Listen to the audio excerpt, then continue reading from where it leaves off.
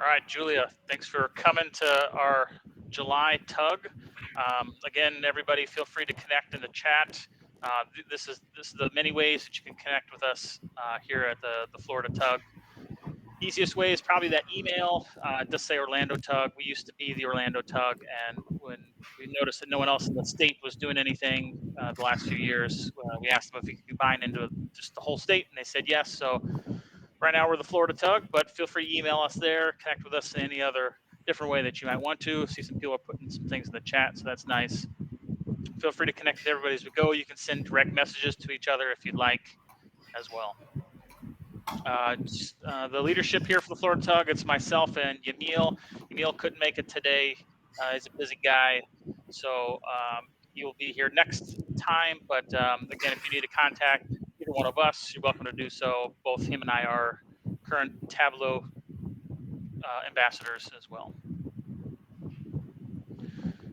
This is kind of our statement, our promise here of what we can provide for everybody that's on this call, to be able to connect with each other, these monthly events, which we've been doing for nearly 3 years straight. And then if you ever have any job opportunities that you want us to present during these calls, you just got to let us know. You can join that Orlando Tableau user groups on LinkedIn. And you can just let us know there, and everyone will see that. We've got a couple hundred people in that group. You can email it to us. You can reach out to us here via Bevy, whatever you'd like, and we'll be more than happy to share whatever job posting you have. No one got anything for me this week, so I don't have anything to share with you today. We will be giving away swag. I usually do that the same week. Sometimes I get a little behind, but stay until the end to be eligible, and we'll go ahead and draw it towards the end of this meeting so you can see if you've won or not. Here's all of our upcoming speakers. If you've been with us before, you've seen that every month this year we've had a Tableau ambassador. Today is no different with Julia. We have Tableau Tim is in September. He's a visionary. I'm sure you know who he is. So make sure you come back to these every month. In December, the Yamil and I and anybody else we can find this in town, we're going to actually try to get together. So if you are local to Orlando, keep an eye out. We'll let you know what the plan is there. A little bit about Julia. She is also a Tableau user group ambassador, senior consultant at Woodmark Consulting. She discovered Tableau in 2019 and it changed her career, just like it did for me. I love it. Her philosophy for dashboards is form follows function. She organizes the Tug Munich events, and she is the Data Plus Women Germany Tug co-lead. Julia, the floor is yours. Thanks a lot. Well, dear Florida, dear America, thanks for having me. So right now here it's evening, it's 6 p.m. and I wish you a pleasant lunch break. So first of all, let me share my presentation with you. Give me a second.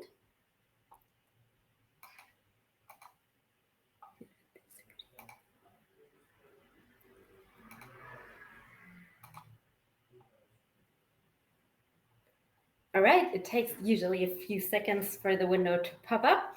So today I really want to talk to you about invisibility and what that entails. So first about me, like my whole story is like I'm an artist and now I'm a data artist.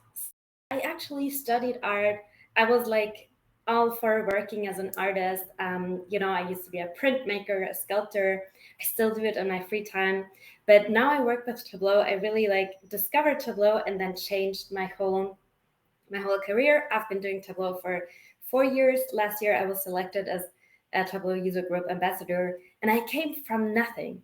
So within 3 years, I learned everything about data, about visualization, about, consulting or business in general. And before that, I knew a lot about artists or about, history of art, but nothing about data. So I just love that it's so possible for anyone to work and then one day be Tableau ambassador. It was really a great dream of mine. So this is my tag. It's the Munich tag. We're completely in person and we don't do remote or hybrid. And this is just a small selection of our members. We're very close knit. Everybody knows each other, and it's like a family meeting. People are very friendly and familiar. And so we get hosted by different companies. So we travel around, and we were hosted by the airport Munich. It was last Friday, and they gave us a tour, about behind the scenes, and we could get really close to the airplanes, and they would explain us a lot of stuff. It was so much fun. And yeah, and I just love organizing this tag, and that's also why I became user group ambassador. Also, I do Data Plus Women with Heidi Kalbe. She's like also a Tableau ambassador of Germany. She's also my colleague, and we're just having a blast. Also talking about topics like how can we support women in IT or women in tech. So feel free to come find me on Tableau Public. I have a few dashboards there that are full of tips and tricks. That's what I usually do because I cannot share my work, I'm sure you know. And also do feel free to connect with me on LinkedIn. Yeah, you can see my name is spelled with a U. It has 2 dots over the U, but you can just write it UE. So that's for the Americans. So before we start with everything, I will stop sharing my screen because now I would like to start interacting with you. I usually prefer to have my talks being very interactive and social, and I really like if people are participating. So I would like to try if you all are open to that. If you're not, if you would rather just listen, that's fine with me. But let's see if Florida is up to talking to me today. So we will start with a fun question. Please write it in the chat. So my fun question is, what German thing do you own or like? It can be a thing or it can be something to eat. But there's one catch. If you say beer, you have to name a German brand.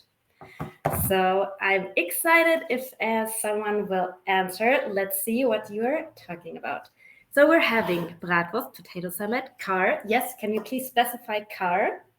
We have a BMW, we have Mercedes, we have Audi. Do we have any more? VW, we have VW, so we have at least 4. So let's see, BMW, VW. Thanks, I grew up in a VW, so I'm always at heart a VW person. Schnitzel, yes, but the Austrians will really fight us for this because they claim that Schnitzel is also their thing. Martin Luther. Oh, wow. I see somebody. First, I love it. The Mannschaft. You're talking about soccer. This is something I have no expertise in. Let's see. Weinstefana. I love it. Bosch dishwasher. Does that count? Of course it counts. Bosch is an amazing company. Probably all my tools are Bosch, and they do great products. Hege Kant. Kienschein with the Ampelmann. Awesome. I like also how many specific you are. German chocolate does not count because in Germany, the Swiss chocolate is the good chocolate. German chocolate is not famous for being good. There's only like one German chocolate, Rittersport. But guys, I'm totally into you. You're amazing. Let's do this. So first of all, I want to talk. I would like to talk to you about invisibility today. So invisibility in dashboards can really enhance our user experiences. And let me tell you what exactly are the perks of invisibility.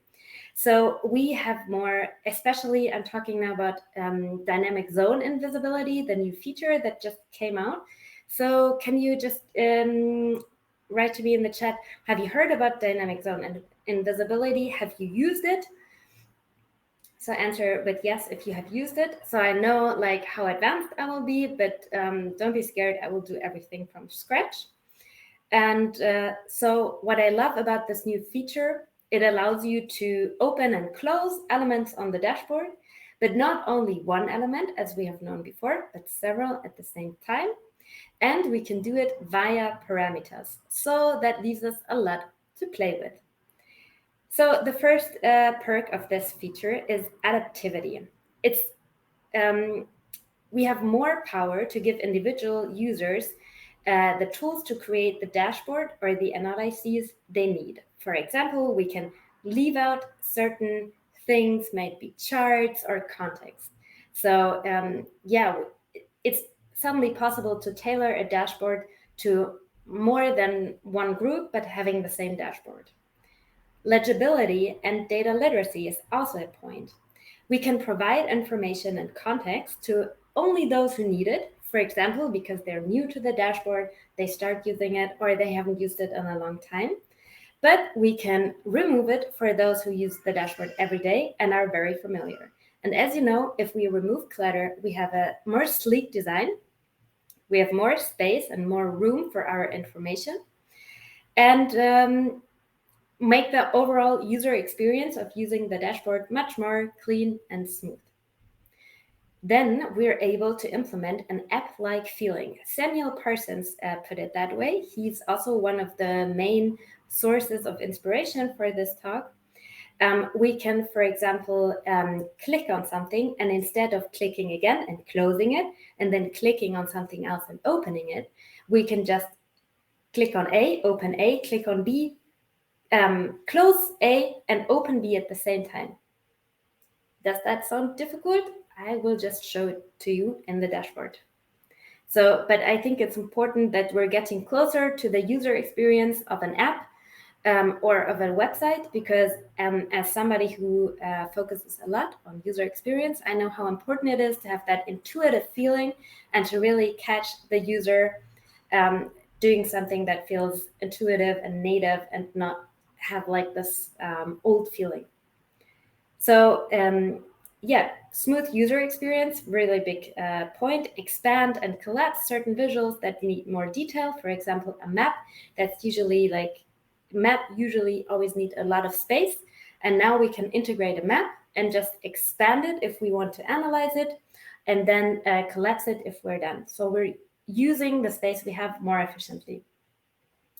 And also improve performance. How can we improve performance? I will elaborate on this later, but we can improve the initial load of a dashboard when people first access it, because we can hide certain elements that take longer to render and therefore making it quicker.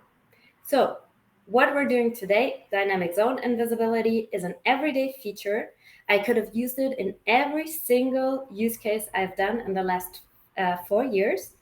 And this is a real game changer if you know about it, and the next time you have something like this coming up, you know how to find out about it or know how to use it. So that's my goal. My goal is that you have a feeling for what this feature can and can't do, and that next time you can implement it yourself.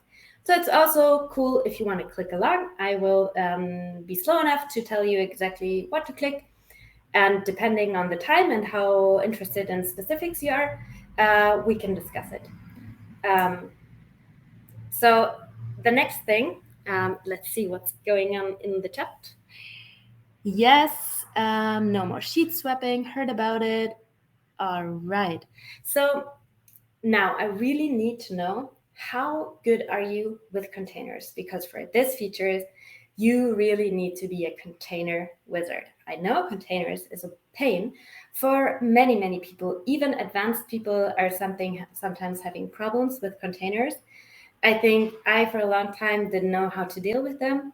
But ever since I learned it once, it's so natural to me and so easy, and I'm so quick. And it's usually when I go into a project with clients and they have a dashboard they want me to improve, I first clean up their container structure. So you do need to know about containers for this feature, or else it will be much more difficult to get the results you need. So let's start Tableau, and I will just shortly give a quick introduction to containering, because I really want everybody to take as much as you can. So here we go. Now, is it showing? Yes. So first of all, the dashboard you're seeing is not a visual best practices dashboard. It was not designed to convey information in a very good manner. It was designed to showcase the different features of the dynamic and visibility zones, and the colors I used to really highlight and accentuate the features that I'm going to explain to you about today. So do not worry about my use of gray, because I just really wanted everything, the data, to go into the background. So let's see about containers. So you find containers in the dashboard pane under objects. So a container is an object like a text or an image. But containers are only used to hold things within. And why are containers important? Because they allow you to resize your dashboard and to place things in a way that is much more controlled if you use the tiled container that lets you just put anything anywhere. So with these containers, you always know how your things behave and how and where to place them. For example, so my title is an object that goes from left to right. And if I double click on the handle, I always call it the handle. You can see that the blue outline expands down to the bottom of the dashboard. I hope it's visible enough for you, but I'm sure all of you know that feature. But the blue container does not include my menu on the left side. So if I double click again, I automatically jump higher. In a hierarchy, I jump higher, so now it is included. So containering allows me, for example, to move all the things in the left-hand container at the same time. I can just resize it as I please. And same goes for other things that are in a certain way containered to each other. So here I have the containers for my KPIs. And let's assume I would like to put here on this place, I would like to place something on top and below of each other. How would I do that? I would take a new container, because as soon as I place any two objects, I need a container, and I take any one container, does not matter. I insert the container, it is blue, it is empty. I will now put a background on it so we can more easily see what we're talking about. And then I can place two or more objects, but they have a very specific logic. For the first object, so this is our first object. It's like neutral, but the second object decides if the container is horizontal or vertical. It's not decided when you select it in the objects. So let's take text, and now I can place it either below first object or to the side of first object. And after I have dropped that object, so I dropped it, second object, it is determined that within this container, I can only continue placing things below each other. So the logic is either all of the things are horizontal or vertical. So the next object can only go below. All right, I will delete that, but containers is really really important for this feature. But enough, let's jump right into it. Let me check my notes. So in my day-to-day work as a consultant, I rarely learn anything new about Tableau, because I've been working with it so much, and discovering this feature, it has been so much fun to try things out. And this whole dynamic zone and visibility is a work in progress for me. I have not gone to the end of it. I have not fully be able to embrace it. I have just scratched the surface, and I'm so excited to learn more hacks, and also to put content out there, because it's not a lot there yet, right? It's a really new feature. So I would really like to encourage you to write ideas in the chat. What do you think we can use it for? Do you have any other crazy ideas? Let's start a discussion. Let's discover this cool new feature together, because it's really rare also that Tableau releases a feature that has such profound impacts and that has so many possibilities. So the last feature that had this profound impact that I can remember were map layers. Do you remember how suddenly people were putting like spark lines in the middle of the ocean? So I believe that's a very similar feature. So the next thing is we do have something that is called show and hide, a show and a hide button. So when I take any object or any container, objects are not, yes, here. And then we can select add, show, or hide button. Let's do that. And we have an X. And whenever we click on the X, the container will collapse and cease to exist. So this is for sure something that I have used a lot in my dashboards, and that's like standard practice. But what dynamic zone invisibility is able to do goes beyond that. So everything I will show you will not be able to be done with the show and hide container, with the show and hide button. If you are able to find a solution for your dashboard using a show and hide button, always do that because it is more performant. So everything I will show you will not use this feature, because what you can do with a show and hide container, you can only expand or collapse one object, and with the parameters option, we can expand and collapse several objects at the same time. So let's see. The whole logic of the dynamic zone invisibility is really rooted in Boolean values, true and false. So when the value is true, I believe then an object is shown. When the value is false, an object is being collapsed. So we are now going to begin thinking in true and false. This logic is at the very base of the dynamic zone invisibility. In 90% of the use cases, you will have a parameter that's true and false. And in only one use case, or in very few use cases, you actually have a parameter that holds several values. We will get to that. So think in black and white, true and false, 1 and 0. So for every invisibility feature, you need an own parameter, right? For every feature that I built, so I probably have like 20 parameters, and oftentimes you need 0 to, I would say on average, 3 calculated fields. So if you are having a performance problem on your dashboard already, using the dynamic zone invisibility will not improve that performance.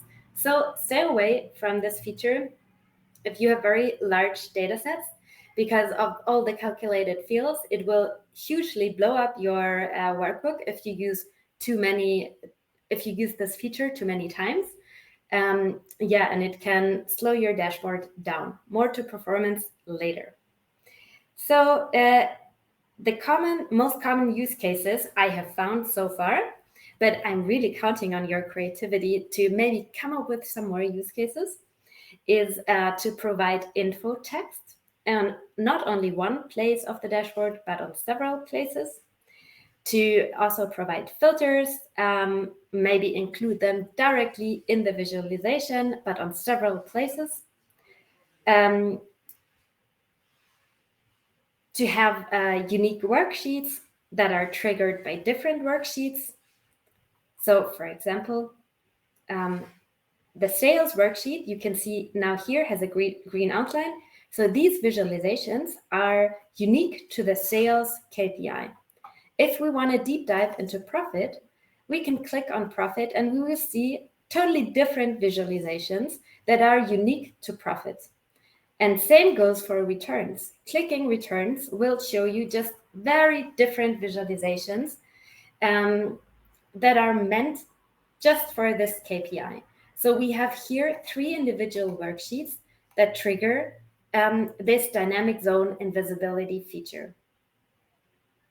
So the info text, I have an info button up here. Let's go back to sales. So I have an info button up here. So when I click the info button, you see that there on different places of the dashboard, there appear containers where I can have information about my KPIs, but also, and I love this, where I can hide my legends. So I really do not like legends decluttering my workbook. I do think they're important because of giving context and being precise, but I do not want them to be shown all the time, just for people to make sure, because I do have, labels and tooltips for almost everything. Also, I can put explanations to my KPIs and maybe give my users an explanation of how they are calculated, where the data comes from. And before, it would be usual to have like one container that would go over everything and have, the informations on different places. But now we can actually integrate the explanations, and people can choose to have them on and work with the explanations and work with the, colored legends, or people can choose to collapse it and work without it. So what else do we have? We can also trigger different worksheets and several different worksheets by using values in a visualization. So over here, we only triggered the worksheets by using different sheets. But now here in the segment, we have one worksheet, and when I click on consumer, I trigger this info box about consumers, and it has like consumer specific information. It has a timeline, and I can even filter this visualization. And now we come to the feature that makes it an app-like feel. When I click on corporate, I do not need to collapse consumer to see corporate. I just can click through the different values. So with corporate, we see a scatter plot and we have different highlights. And this works because once I trigger a value here, I give true for that value, home office, and I simultaneously give false to consumer and corporate. This logic has a flaw, and I have only discovered this shortly before I came on. So, for example, if I select something like highlight, I get error code and everything disappears and collapses, because I have told Tableau that whenever I leave home office, it should give false to the home office parameter. So I'm not yet able to actually use the interactivity in the containers, but I would be so curious if you are having the same problem, or maybe we can find that out. And that's what I'm talking about. It's so much fun to find out these little things and to work on these little, bugs and make them go away. And that's, I think, what's really fun about having and exploring a new feature.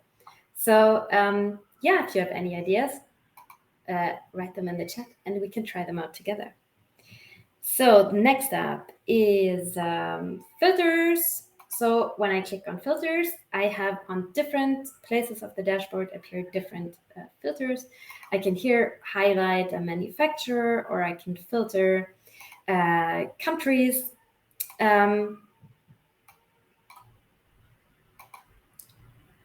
So before that, I would always advise my clients to put all the filters on the left, or have like one place for filters to go usually. But now it's so easy to have filters at the directly within the visualizations. So if you need them, you can use them, and if you don't need them, just make them go away. I love it. It's so much nicer to have a clean dashboard and to only have the information the user really needs and wants to know. So again, here let's look at the containering, right? So we're having the title of this viz separate from the viz. So that's just an info line, that's not the title. And how we do it, we take a container and put it above the viz, put in a text, put in the collapsible container, so and put in other features. So one more thing that I have to mention is you can not only collapse containers, but any dashboard object at all. So let's close filter. And the last feature I want to show you is to zoom. And I like this feature probably best of all. So a map is very rich in information, but takes up a lot of space because you need to see all the details. So now we can have a small map and have just this small button. And if we want to analyze the map, we can expand it. And if we're done analyzing, we can collapse it. Super cool. So yeah, I would love to know also which features are the most amazing to you, which you think you will use most. So let's check out the chat. How are you guys doing? You need help with containers? Yes, I feel you. That's very nice. Andy Kriebel is a master of containers. I'm ready to believe that. You swap out chart choice. That's cool. We will do that together. I have this as our practice part. And I do think we have a recording. So show and hide filters and legends. Yes, I like that too. So I'm all about user experience and having like a good natural way for users to interact with the dashboard. And it's always so easy to say that a dashboard is not intuitive, but people don't realize how much work it is to make a dashboard intuitive because you have to be very conscious of how people behave and how they interact with other media around you, like cell phone, apps, browsers, and so on. And to build a dashboard experience that mimics that is quite the task. So let's get cracking. Let's go to the practical part. I have demonstrated the features. There's especially one feature that I've not cracked. It's an alert. You can actually alert when values in your dashboard change, and then you can make like a small text pop-up. Samuel Parsons did this, and I was not able to figure it out. So I wrote him an email begging him to give me an answer because it's just bugging my brain if I don't have an answer. And yes, maybe in a future version of this talk, I will also show you this feature because how cool is that if something falls below a threshold, you know, there will be warning signs popping up. So we will do this. We will make a toggle button. And I'm not sure if you have the same experience as me, but my clients always tell me, oh, it's a nice bar chart, but can I have a table of all the numbers? And just like in Excel, and then I love it. But I will, of course, provide them their table of data so they can, you know, have the best experience that is possible for them. So let's make a toggle button where we can just switch out the containers and make a big fat table for our users. So, and you're welcome to follow along. I think it should be possible. If I'm too fast, then please leave me a message in the chat.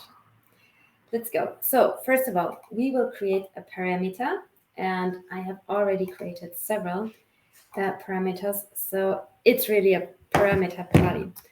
So we will call, so for the sake of demonstration, I will call it parameter.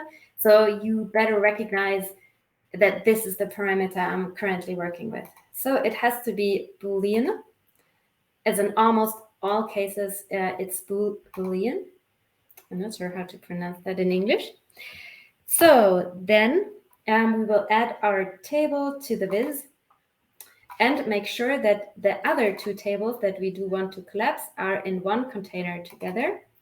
So here we have the container together, and now a short lesson on containers. So I want to add to the side another viz, but it cannot be in the same container. So I will make it very easily. I will take my table and just put it below, because why? We are here in a vertical container, right? So all of these objects are together, and have this here. So I will expand this so we can see what we have here.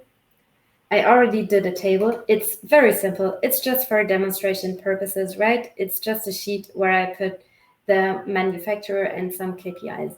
So it's really not important right now what they are, but more important how they work. So I have a container, I have the viz, and now let's make the switch, the on and off switch. So first of all, I will add the parameter. So it's called parameter. Let's leave it here. It's a nice place for this parameter. And then we will go to select the sheet or the containers that we want to control using this parameter. And we will go to light, control visibility using value. And we will go to parameter and select parameter. So when we select this as false, it collapses.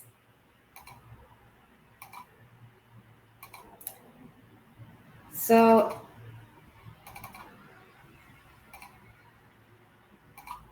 I actually would like to collapse this container.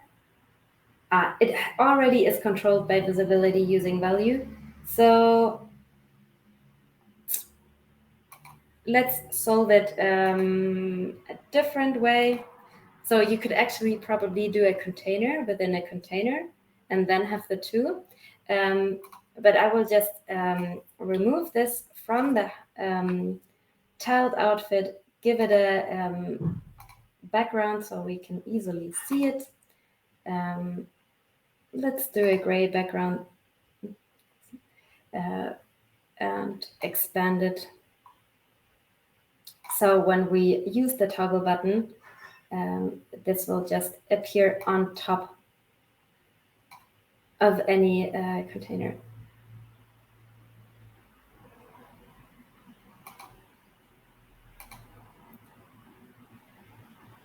This is quite difficult to get a white background on everything. Let's solve it very easily and just create another container and just dump it in there.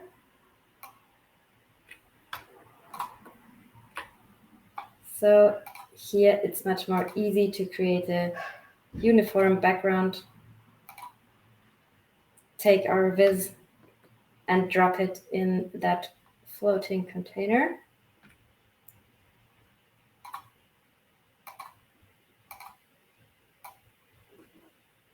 Hello. Here we go. All right.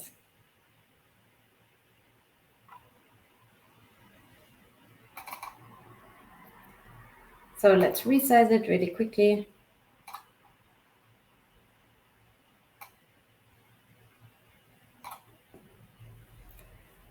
All right, so we have a table and we can control the parameter using true or false to either show it or not show it. But you will have realized that I now need to control not only the viz, but the entire parameter, but the entire container. So let's do that. Use the parameter here. So of course, it's not very beautiful to have like a parameter drop down to control this feature, right? We would like to have a aesthetic pleasing button and that also supports our very intuitive user journey. So let's go ahead and do that. And first, what I will do, I will go to Excel and let me share my Excel spreadsheet. I have to stop sharing and then share again. So I just need three fields from my Excel spreadsheet. I need a title, I call it value, and I need true and false. So this is just a helper. So I mark all those and press Control C. And then let's switch back to Tableau. Stop sharing and share again.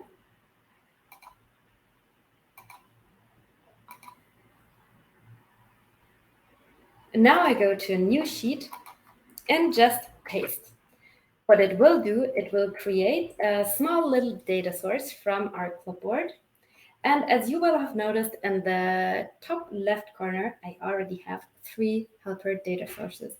So I have done this quite a lot. So now we have our helper data source, and we need some more things. We need calculated field called true. And it just has one value, which is true. And we also need the same calculated field, but in false. This has one value, false. All right. So, and now we will switch our marks card to shape. And because it's so complicated to switch screens, and I always have to stop sharing and share again, I will not go into detail how to create a custom shape. So I will drop value on shape because I only want the shapes. I open it and I have already deposited my custom shapes in my shape folder. As you can see here, there are many more shapes than is in the default Tableau workbook. If you would like to know how to create your own custom shapes, I'm sure Aaron is happy to provide like a blog article. There's loads out there. So I will go to my shapes and voila, there I have the toggle buttons. So I will select one button for true and assign the other one for false. All right. So and now the next thing I need to do is to create a calculated field that acts as a filter for my visualization. So I always call my parameter filters fields P. And right, so I'm not the most skilled in writing calculated fields. I'm an artist, so please forgive me. I will do so. If the parameter equals true, then our value, and now the typing is really important, is also need, and only the true value is what we want to see. Else, if the parameter is equal to false, then we only want to see the false value.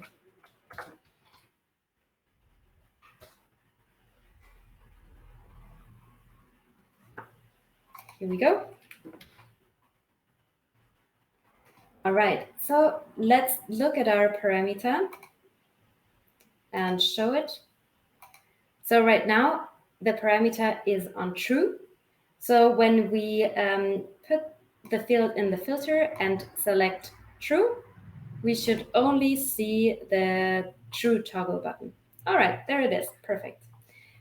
Now we also have to put the field true and the field false on the details for later. So now let's go to our sheet and name this toggle button. Let's go to our demo sheet. And now we are putting down our parameter actions. So let's close this ugly parameter. We have something better. Let's take our toggle button and include it on the very right side. Let's close all the additional information, and also let's close the legend. Get rid of the title and make it fit to the entire screen. So let's use Control-Shift-D to access the actions, and you can see that there is so many parameter actions already. Are you still with me? Is it getting too complicated? Am I too fast? It's a lot to take in, but there will be, documentation. Also, Sam Parsons, amazing job. I will give you all the resources I had for this talk. So let's change the parameter action and call it toggle true. Deselect any sheets. Look for the toggle. Select yes. target parameter is now our parameter. Source field is true. And here it's important that the true calculated field is on the details, because we need to somehow tell the parameter which values to take. And the value does not come from the Excel. I have actually tried to import from the Excel a Boolean type field, so I could just, leave off that calculated field, but it was not possible. And I researched it, and it's like an issue for more people. So if you have a good way of doing this little trick, this copy paste trick from Excel, but making it turn into a parameter and not a string, please email me, because it's been bugging me a lot. But I have not been able to fix it because I had to finish preparing this workbook. So we have to have this helper field where it can give true to the parameter. And the thing is, now, if we clear the selection, we want the parameter to be set to false, right? Because it does have to disappear again, and we would like to use the same sheet to make it appear and disappear, like the show hide button. Okay, let's click OK. And let's try it out. All right, so there seems to be working something. We have a toggle button. We can click on the toggle button, and voila, our table appears. And we could have simultaneously other things disappear. So because of user experience, we should probably give this toggle button a title. And because it's all about containers, I will not use the title option. I will build the title myself. So I take a container, anyone is fine. I put it down next to our toggle button. Then I take some text, which is going to be our title. And I take the toggle button, and I'm sure to place it in that container below my text. So that way I can place several objects in this container. It can be pictures, it can be other buttons. Are much more flexible using containers like this. And the more you use it, the more it's useful. So this was the first thing I wanted to show you. Let me check in the chat. How are you all doing? I'm excited to hear. So color palettes and repository. Yes, that's also really important. Thank you, Joe. You should always update your preference TPS. And super simple explanation how to add any shape. I love it. Thanks, Aaron. That was awesome. Yes, Joe, formatting is really tedious. And it's always the thing that I do last. I really work from the big to the small. And hello, Yamil. I see that you're here. So happy to see you. Nice to meet you. So Jason loves how I use the zones to manage navigation. Clicking sales brings up all the sales related metrics and profits and so on. Yes, I love that feature too, because usually clients have different stores, and each store is individual. And I love to provide them an option to really showcase that individuality feature. So yes, totally agree there. So the hour has flown by, for me at least. I'm not sure how it was for you, because it was you who had to receive all that information. And I'm just, being here, sharing my passion and what I found out. And I'm so excited about just playing around with the different parts. And yeah, lovely. So I actually had wanted to show you how to set up this feature. Well, let's collapse the toggle button. So actually, the very attentive viewer, will ask, okay, so why did you put a false button on this viz then, if we're only using the true? I will show you now. So the false button we use is when we click on another visualization, we want this one to collapse without having to click on the toggle button again. So let's assume I will click on consumer next. I will just add a table calculation. I will add a parameter change here that will put this toggle button to 0. It's the other way around, but it works either way. So I will select my segment visualization. Does anyone else is really bothered by how small it is here and that it's really not able to expand? It's so irksome. So here I have my segments, and on the segments I have the same thing. I have a false value on details. So I get the target parameter, source field, and here I select false, not true. Okay, so it doesn't seem like I have put it there. Let's do it the other way around. So I add a parameter action, but this time I will do the segment false parameter action. And I will select our toggle button. And my target parameter is now the segment parameter. And my source, that also doesn't work because it's the special case. Okay, let's see. Let's do the KPI sales then. Target parameter is the toggle button, right? So it's this one. Source field is, well, today is not my lucky day. Let's see.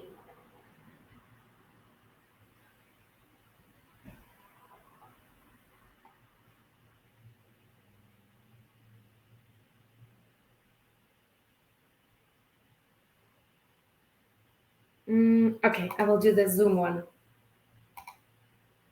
No, it's not in the Zoom. Okay, I think to keep my dignity, I will just stop here. I think I have some more preparation to do before I do this next time. So let's just hit cancel, and please just come to my second talk, and where everything will work very smoothly. So we will just use the toggle button to make it disappear. All right, guys, so we're at the end. I will upload this to Tableau, to my Tableau public profile as soon as I'm done. And so you can look at it. I hope to evolve and to shape this talk some more and improve it, because we have a big Tableau event in Berlin coming up where the whole European community will meet each other. And I really hope to talk about dynamic zone and visibility there as well.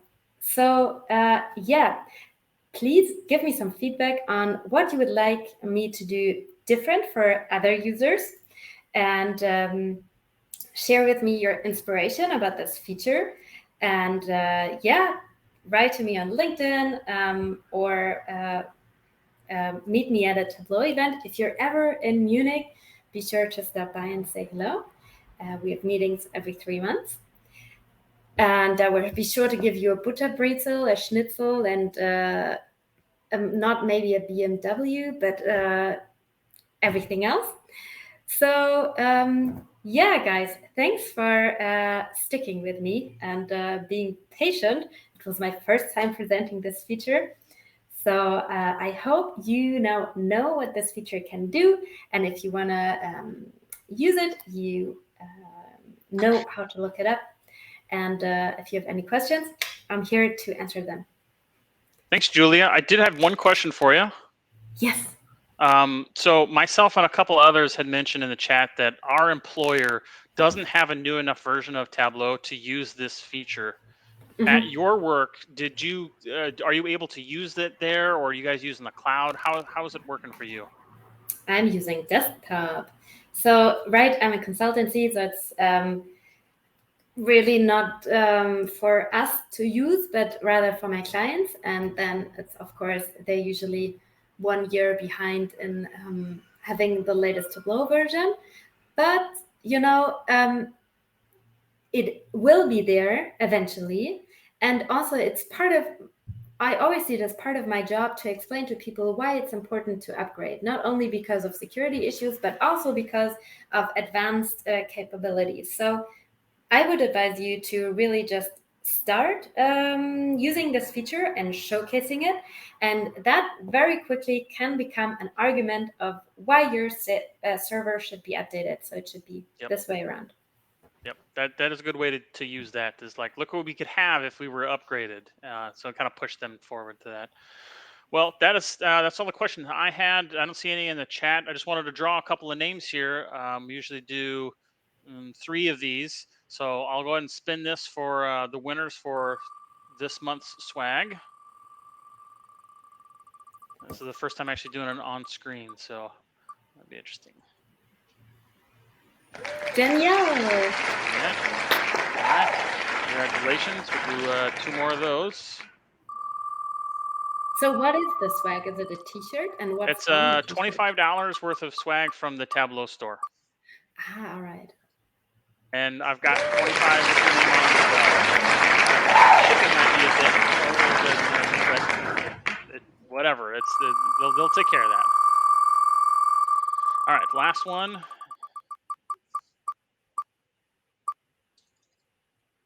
Jason. Okay. Well, that's the winners. That'll wrap up the July tug here. Thanks, Julia, again for joining. I know it's dinner time for you there, but we're currently looking for speakers for next year. We're booked through the year, so I'm sure we'll have you back at some point if you'd like to come back. I would love to. All Thanks right. for having me. It was really Thanks. pleasurable.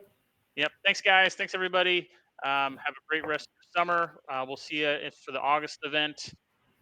You'll see emails going out about that. And if you want a recording to this, just come back to the landing page for the Florida Tug, and it will be there. Goodbye. See you guys. Bye, guys.